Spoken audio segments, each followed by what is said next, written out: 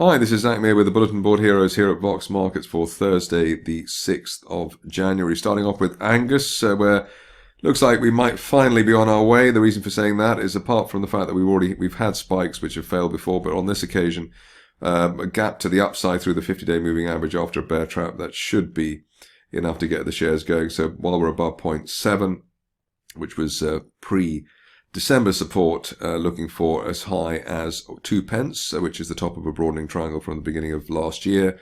If you're cautious, maybe you wait for a clearance of the 1.1, 1.2 pence area, but above the 50-day line at least, and that's a 0.8, then the shares should be on their way.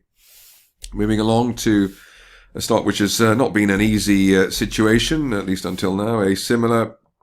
Here we've got shares once again bouncing around the 30 pence level. There was an uptrend line there, but that's temporarily broken, but it looks as though this could be a bear trap below 30. If you're cautious, maybe you wait for a break of this resistance line there from back in November. That's around the 34 pence level, so an end of day close above 34 could lead back to the main resistance here at 43, but just the idea here today that 30 pence or thereabouts is the floor in Asimilar.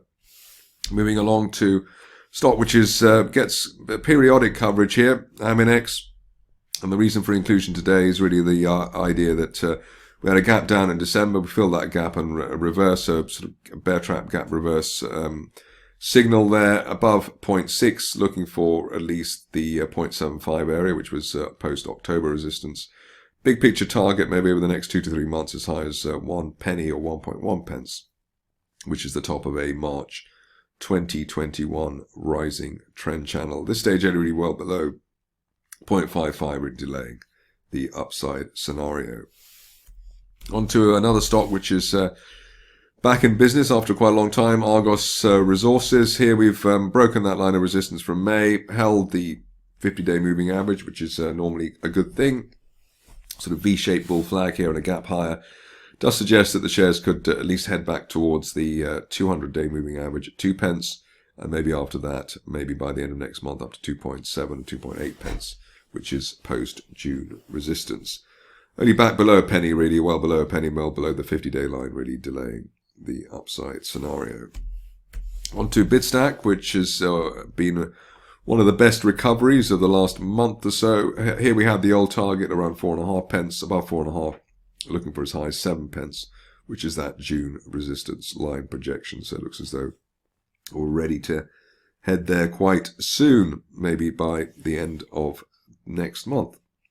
Stock which had some news earlier in the week, Brandshield with its 3.0 offering.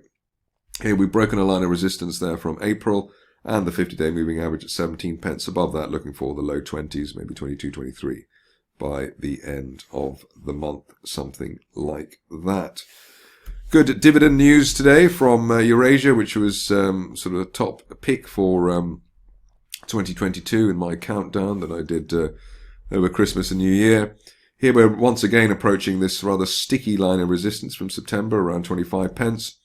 Weekly close above that could open up a decent upside for the shares, perhaps up towards that line of resistance there from January, 40 to 45 pence. But let's see if we can break for 25 pence pretty soon. If we can do that, then it's up towards hopefully the post-September resistance for the shares.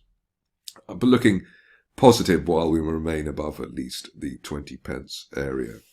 Stock which I think was requested by one of my Twitter followers.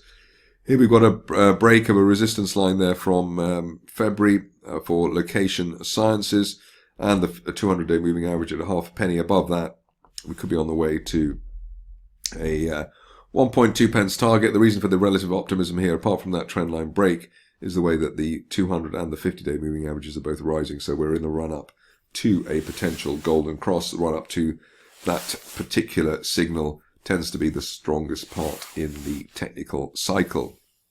Interesting machinations at M&C Saatchi, sort of in-house M&A from the company, which is something of a novelty, I would suggest. Here we've got a rising trend channel from March. We've gapped through old resistance, which tends to, and held it, which tends to be a very strong signal, obviously on the M&A news. 192, the level in question. Above that, we could head up to £2.80 with or without any fundamental backing on that. Just 3 stocks to go now. Another request. Here it comes in the form of Shoezone. We've got a breakout here, broken through the 117 peak intraday high of last month, and looking for 140, which we've been doing for quite a while. Obviously, that looks as though it's not as difficult as it was previously to attain, and it might mean that one can revise the upside target. So above 117, looking for 140.